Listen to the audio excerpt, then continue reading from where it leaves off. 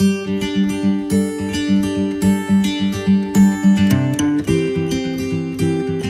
pagi masyarakat Dairi. Horas, menjuah-juah. Ya, selamat datang di acara Bincang Santai hari ini bersama dengan Pemkab Dairi dan BPS Kabupaten Dairi. Di hadapan saya telah hadir dua tokoh Kabupaten Dairi ini. Ada Bapak Bupati Kabupaten Dairi, Bapak Dr. Edi Keleng Ate Brutu, dan Bapak Kepala BPS Kabupaten Dairi, Bapak Asi Matanari. Bersama dengan saya di sini, Ripka Angina Brutarigan akan berdialog dengan dua tokoh Dairi kali ini. Dunia sedang berjuang nih menghadapi pandemi COVID-19 dan Kabupaten Dairi tidak luput dalam pandemi ini. Kita tahu bahwa Kabupaten Dairi dengan program Dairi Unggul pun diperjuangkan saat-saat masa pandemi ini. Untuk itu kita ingin mengulik bagaimana perjuangan Kabupaten Dairi untuk mensejahterakan masyarakat di saat pandemi COVID-19 ini. Saya akan memiliki beberapa pertanyaan dan mudah-mudahan dapat bermanfaat bagi masyarakat Kabupaten Dairi. Baiklah, kita akan mulai perbincangan ini. Kita bisa, Bapak-bapak bisa melepaskan maskernya. Terima kasih.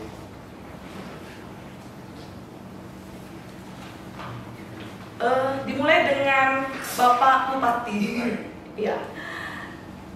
Apa yang melatar belakangi nih Pak dilaksanakannya Bincang Santai bersama Pemkab Dairi dan BPS Kabupaten Dairi? Terima kasih.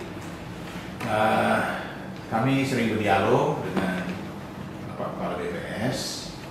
Akhirnya salah satu yang kami sepakati bahwa informasi dan data itu adalah juga hak masyarakat. Jadi kami ingin sedapat mungkin informasi-informasi yang tersedia yang boleh dibagikan kepada masyarakat sehingga masyarakat tahu, sebaiknya kami berikan secara teratur. Tidak terlalu mudah untuk melakukannya, tetapi ada momentum yang tepat, yaitu kita sudah melakukan sensus penduduk 2020. Saya kira itu satu pengambilan data yang sangat-sangat strategis. Nah, atas dasar itu kita mulai untuk melakukan melaporkan, berbincang kepada masyarakat tentang berbagai hal penting yang kita lakukan, dan dengan demikian kita harapkan masyarakat bisa lebih cerdas, bisa lebih paham. Diskusi-diskusi di berbagai tempat lebih banyak kita lakukan untuk sama-sama membangun, dan akuntabilitas kami tahap demi tahap juga ditingkatkan. Baik Pak, tadi Bapak berbicara tentang sensus penduduk ya Pak ya. Ya. Di billboard yang di sebelah sana di Kabupaten Dairi itu ada nih pencapaian Kabupaten Dairi. Ya. Katanya di sana Dairi juara 1 se-provinsi Sumatera Utara. Nah, seperti apa sih Pak keterlibatan pemerintah Kabupaten Dairi dalam pelaksanaan sensus penduduk 2020? Boleh Bapak paparkan? Terima kasih. Saya mendapatkan penjelasan di awal-awal cukup banyak dari Pak Asi Matanari. Betapa pentingnya sensus penduduk kali ini. Tentang satu data arahan Pak Presiden, mungkin Pak Asi yang lebih pas untuk menjelaskan, itu betul-betul saya pahami. Oleh karena itu, Kabupaten Dairi komit untuk berpartisipasi sebaik-baiknya. Nah, kesadaran dan keinginan partisipasi itu kita tularkan ke seluruh jajaran sampai ke kepala desa yang dikomandoi oleh kecamatan dan seluruh OPD. Mengapa demikian? Karena kita harus sensus online, melakukan sensus dengan menggunakan daring. Nah, itu partisipasi inisiatif dan partisipasi aktif harus datang dari masyarakat, sebab tidak ada orang yang mengetok pintu. Itu harus inisiatif datang dari sendiri. Maka kesadaran itu harus kita bangkitkan bersama-sama. Yang kedua, kita tahu infrastruktur telekomunikasi di Kabupaten Dairi masih banyak tantangan. Ya, banyak sekali harapan masyarakat di titik-titik tertentu masih blank spot. Jadi betul-betul harus kuat keinginannya, tekadnya. Jadi kami bersatu, Pemkab Dairi dan BPS untuk melakukan program sosialisasi. Ya, kita lakukan program sosialisasi, kita monitor proses pencapaian sensus penduduk di masing-masing kita adukan, kita perbandingkan gitu, sehingga leader-leader itu nggak mau kalah satu sama lain, ya saling berlomba gitu, dan masing-masing punya program sendiri-sendiri, ya untuk memacu gairah dari satuan kerjanya. Puji Tuhan, alhamdulillah, saat-saat terakhir kami berlomba dengan satu kabupaten lain dan kami bisa memenangkannya. Terima kasih. Tepuk tangan dong untuk Dairi bisa menjadi juara 1 ya kan Pak? Amin, amin, amin. Lalu kepada Bapak BPS Kabupaten Dairi, Pak, setelah adanya rilis tentang sensus penduduk 2020, apakah artinya tidak ada lagi perbedaan antara data penduduk di Dukcapil dengan BPS gitu? Di mana bisa kita memperoleh data penduduk tersebut jika memang ada yang ingin mengetahui data penduduk kita, Pak? Ya, terima kasih. Itulah masalah kita dulu dan sudah diselesaikan sekarang pelan-pelan dengan keluarnya Perpres Peraturan Presiden Nomor 39 Tahun 2019, masih baru nih 2019. Nah, dikeluarkan September itu, sekarang baru 2021. Diharuskan satu data Indonesia. Jadi sensus penduduk ini beda dengan sebelumnya. Kalau sebelumnya BPS berjalan sendiri, tahun ini, tahun 2020 sensus penduduk seluruh Indonesia, BPS bergandengan tangan dengan Kemendagri. Dan data kita sekarang ini tidak lagi polemik. Data kita sekarang sudah betul-betul angka bersama BPS dan Kemendagri. Dan tidak ada lagi perbedaan-perbedaan. Terima kasih Bapak. Sekarang ke Bapak Bupati. Baik. Jadi seiring berjalannya waktu ini Pak, kondisi penduduk kan nggak hanya tetap segitu-segitu aja gitu, akan berubah. Ada yang lahir, meninggal, imigrasi seperti itu. Ya. Nah, hal ini akan membuat nih perbedaan data jumlah penduduk Dukcapil tadi dengan BPS selama ini gitu. Nah, bagaimana nih kepada Bapak Bupati strategi kedepannya untuk memastikan data kependudukan kita ini tetap satu seperti di awal tadi, Pak? Baik. Kami bersyukur kebijakan Bapak Presiden menyatukan ini. Sekarang udah nggak ada lagi dua, udah satu data. Nah, itu sangat-sangat strategis, sangat-sangat. Saya sebagai pimpinan di daerah sangat merasakannya. Sebab semua itu balik lagi ke data. Ya, kita melakukan perencanaan, semuanya data. Dan data penduduk itu paling pokok. Karena ujung-ujungnya kita mensejahterakan masyarakat. Cacat dia, statusnya masing-masing, usianya, gendernya, sampai ke tingkat kecamatan kita paham. Tadinya ada dualisme, ya, pengalokasian anggaran, kebijakan, dan lain-lain itu berdasarkan data penduduk dualisme. Tapi sekarang jadi satu. Dan kami percaya akurasinya tinggi, itu juga penting. Ya, satu data tapi kurang akurat juga kurang menguntungkan bagi bangsa kita. Akurasinya penting karena komitmen negara tinggi sekali. Bapak Presiden dan Kepala BPS pusat dan seluruh jajarannya tinggi sekali. Kita harapkan infrastruktur akan ditambahkan ke BPS sehingga betul-betul data itu diandalkan. Jadi aset yang paling utama di dunia modern sekarang ini, ya uang itu penting, sangat penting. Sumber daya manusia apalagi. Tetapi kombinasi keduanya akan tumpul kalau aset kita yang namanya data dan informasi tadi tidak kuat. Jadi kita akan berkomitmen untuk terus mendukung BPS ya, karena data operasional itu ada di kita, dan kita malah ada PKS, perjanjian kerjasama yang kita tanda tangan lintas OPD dengan Bapak Kasih Matarari, semuanya semangat untuk bisa melengkapi data-data makro tadi menjadi lebih mikro sehingga perencanaan kita ke depan moneter kita lebih baik. Terima kasih Pak pemaparannya. Tadi kan di awal kita tentang berbicara bagaimana pandemi COVID ini sangat mempengaruhi dari kesejahteraan masyarakat Kabupaten Dairi gitu. Nah, sebagai pimpinan tertinggi di Kabupaten Dairi, bagaimana upaya nih Pak ke depannya untuk memulihkan perekonomian Dairi agar lebih baik ke depannya, Pak? Baik, terima kasih. Kami sejak pemerintahan ini dimulai, melanjutkan dari pemerintahan sebelumnya, pertama yang kami letakkan, paling utama reformasi birokrasi. Itu yang paling utama. Jadi kami lihat dulu diri kami, evaluasi diri kami secepatnya, melakukan perubahan cepat dan bertahap, lalu baru kemudian bisa melayani dan menumbuhkan ekonomi. Reformasi kita lakukan sejak awal, ada 5 dinas yang kita lihat overlapnya cukup banyak, akuntabilitas yang mesti diperbaiki, sementara belanja modal kita tipis, uang anggaran kita tipis, kita sepakat, kita konsolidasi. Ada 5 dinas yang kita gabungkan, ya, disyukur, disetujui juga oleh kawan-kawan dewan, kita selesaikan. Lalu ada beberapa tata kelola yang kita perbaiki, ada beberapa prinsip-prinsip manajemen yang kita perbaiki, akuntabilitas SDM kita perbaiki. Ya, jadi kita berusaha untuk sedapat mungkin the right man in the right place. Nah, gitu. Kita gunakan expert-expert, ahli-ahli untuk membantu kita, seperti misalnya kompetensi test. Nah, mereka harus tes kompetensi untuk melihat kompetensinya di mana, cocok nggak dengan kursi yang kita harapkan.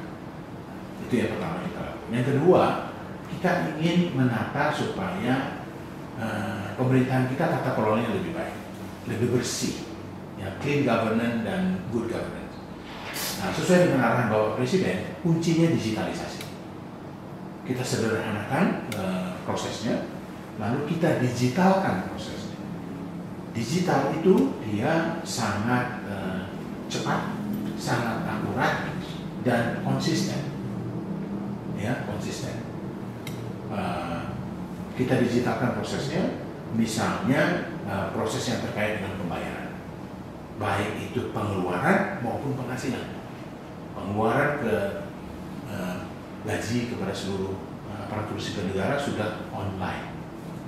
Sekarang lagi kita teruskan sampai aparat desa. Jadi tidak lagi aparat desa bawa uang itu lalu kemudian dibagikan. Termasuk anggaran dana desa yang kita kirim. Itu semua online, tidak lagi dibawa secara fisik. Yang kedua, itu contoh pengeluaran. Pendapatan. Kita upayakan agar masyarakat kita, baik itu pribadi maupun dunia usaha, mudah dalam melakukan kewajibannya, baik retribusi maupun pajak.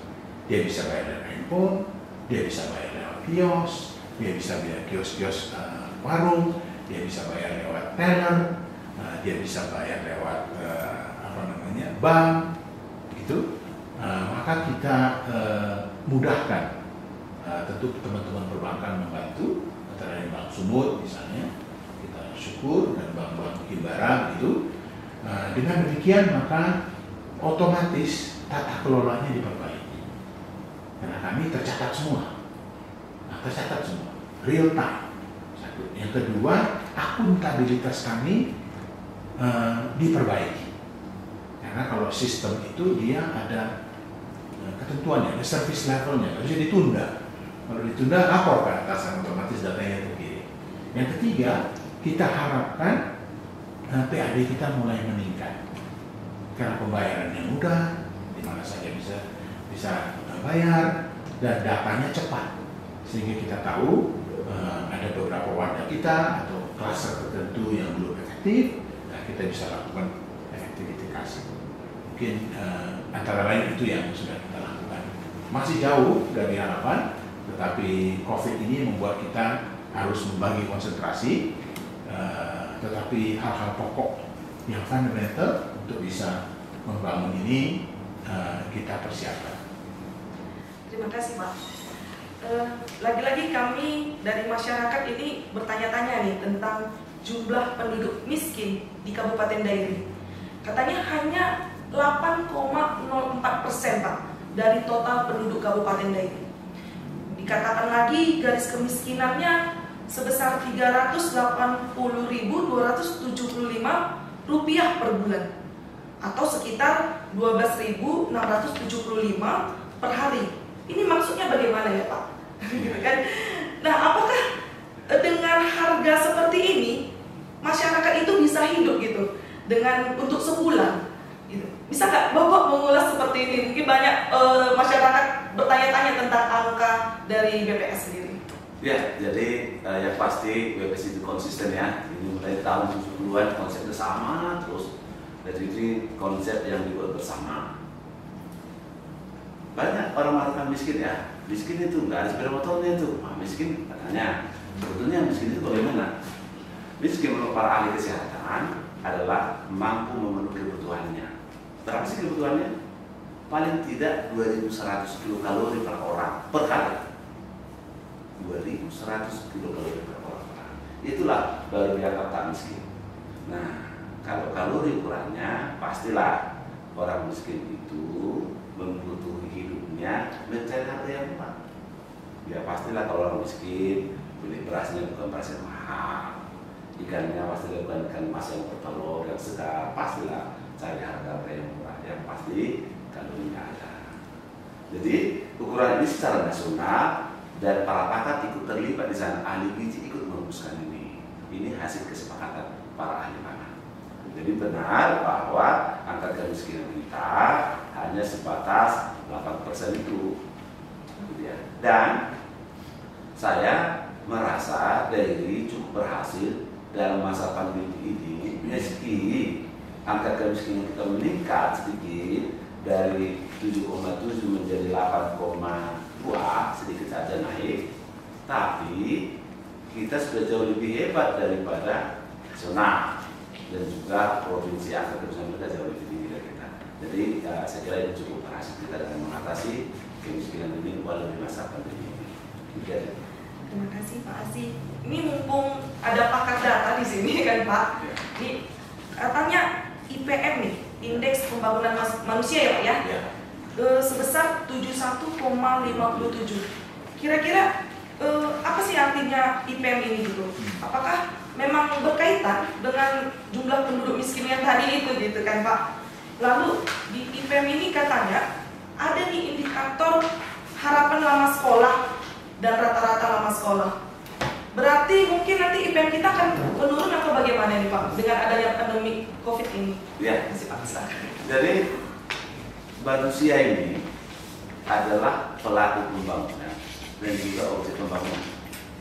Apapun tadi yang dilakukan oleh kita semua, termasuk pemerintah daerah, moralnya ya manusia. Apakah indeks pembangunan manusia yang meningkat? Jadi ini adalah muara dari semua pembangunan itu. Maksudnya begini, apakah kesehatannya meningkat, apakah pendidikannya meningkat, apakah pendapatan meningkat, resultantenya itu semua itu disebut dengan IPM. Jadi IPM kita sudah tinggi, sudah 71,5. Bayangkan kalau rata-rata kita di sekolah dengan nilai maksimum 100, kita sudah dapat 71,57. Dan angka di pemerintahan Pak Bupati setiap tahun naik nih. Naik dari kalau kita lihat angka kita IPM ini dari tahun lalu itu IPM kita sebanyak 71,42 naik 71,42 menjadi 71,57. Sebelum Pak Bupati memerintah IPM kita baru 70,89. Jadi kita meningkat. Muara dari semua yang dilakukan ini adalah apakah pendidikannya meningkat, apakah kesehatannya meningkat, apakah benar-benar itulah yang disebut dengan indeks pembangunan manusia. Terima kasih Bapak Asi atas penjelasan data-datanya. Semoga kami juga bisa melek akan data ini. Dilanjutkan dengan Bapak Bupati. Kira-kira Bapak Bupati ada lagi nggak yang Bapak ingin sampaikan kepada masyarakat di Kabupaten Dairi ini, gitu, terkait dengan pembangunan-pembangunan yang sudah terlaksana seperti itu? Baik, yang paling pokok itu adalah saya mengucapkan terima kasih karena kami ini, saya pasti akan jauh lebih efektif kalau didukung masyarakat. Seperti misalnya mudik sekarang ini, itu kan kita ada konsensus bangsa yang dipimpin oleh Pak Presiden. Masyarakat Dairi itu respons, dia dipikirkan lalu dia bertindak dan dia ikut. Nah itu yang kami syukuri dan kami banggakan. Ya, masyarakat Dairi luar biasa. Kami ucapkan terima kasih. Yang kedua juga kami salut atas kesabaran masyarakat Dairi, bahwa pembangunan itu membutuhkan waktu dia. Tidak seperti membalikkan tangan. Kita harus bereskan banyak hal bertahap. Selain uang yang besar, ya, ratusan miliar, ya, untuk membangun jalan, irigasi, perumahan, pelayanan, tetapi juga secara strukturnya, secara rencana besarnya harus juga ditata. Jadi ada kesabaran, kami bersyukur. Yang ketiga itu adalah kami bersyukur juga dukungan dari Forkopimda itu juga luar biasa. Ya, Forkopimda itu begitu solid, termasuk semua lembaga, termasuk lembaga vertikal seperti BPS, provinsi dan pusat itu sangat responsif, cepat. Gitu. Beberapa hal mungkin saya sampaikan. Usaha-usaha kita memang sedikit melambat karena COVID ini.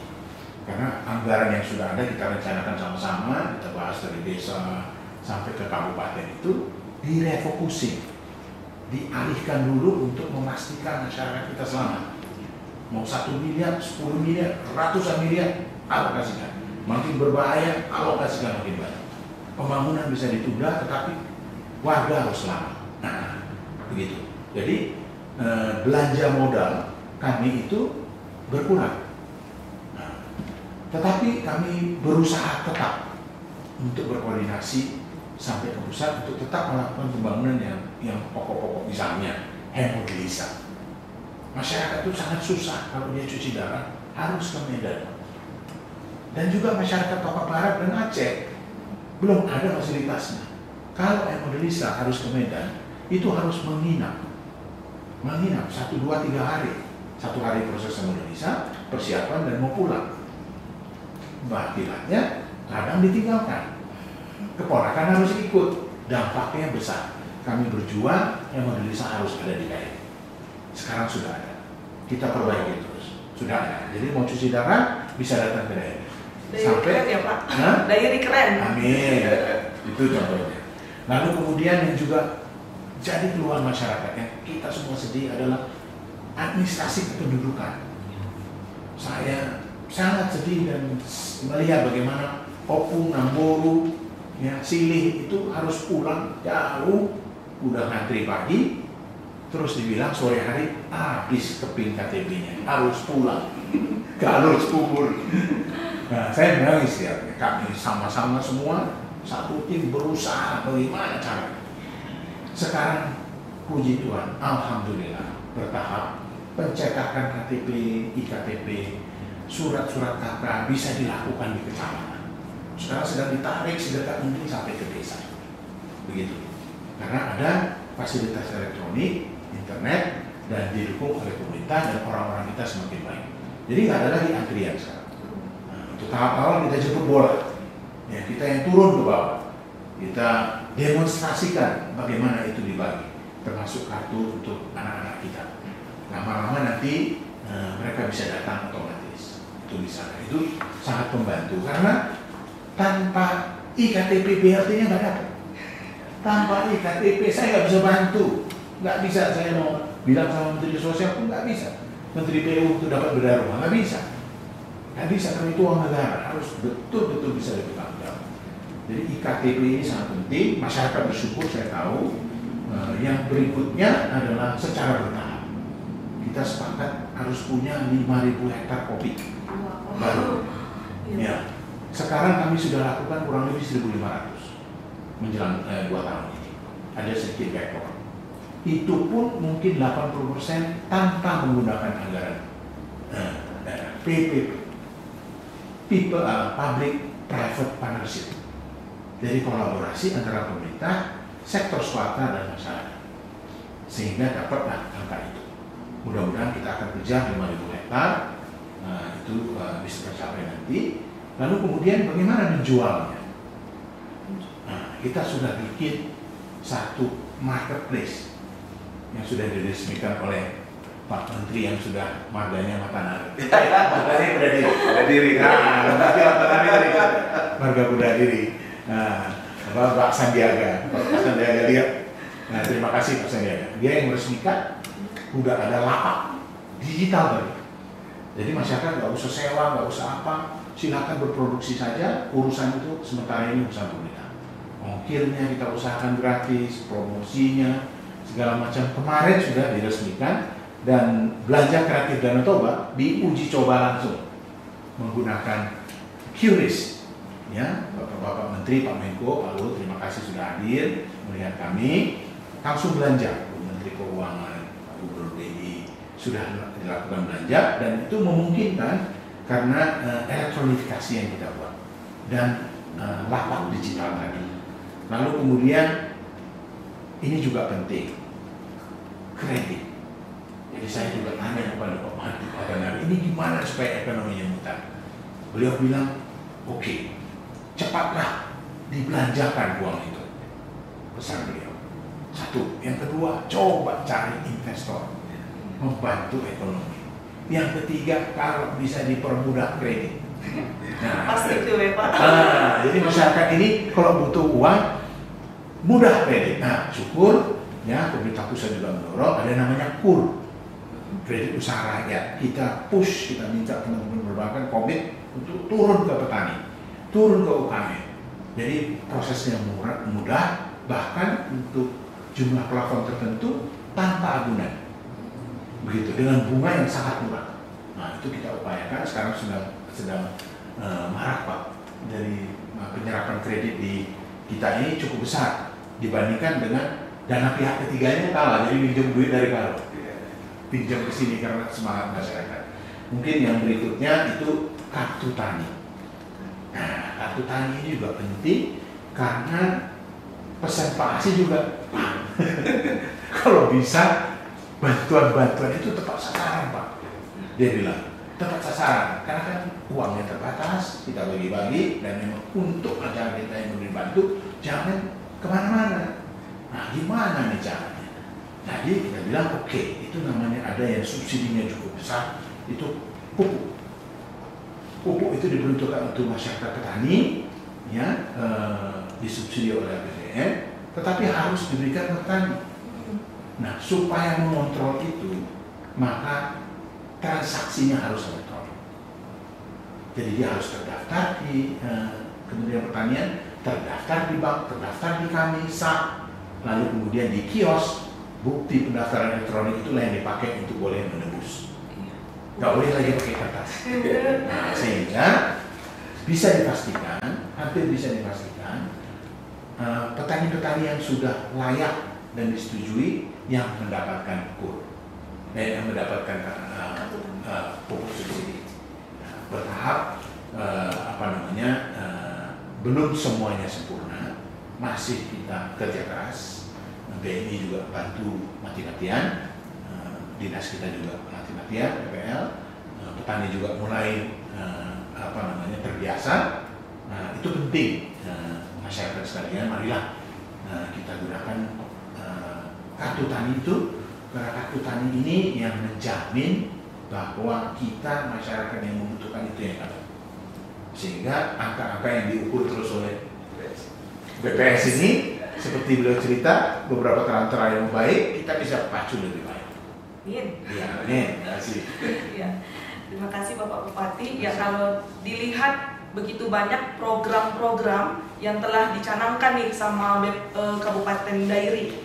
Dan semoga masyarakat Dairi melihat acara kita ini, Bincang Santai ini, agar mereka juga terbuka nih, Pemkab Dairi tidak diam. Pemkab Dairi itu berjuang nih untuk kita masyarakat Kabupaten Dairi. Yes. Terima kasih kepada bapak-bapak semua, Bapak Bupati Dairi, Bapak Kepala BPS Dairi.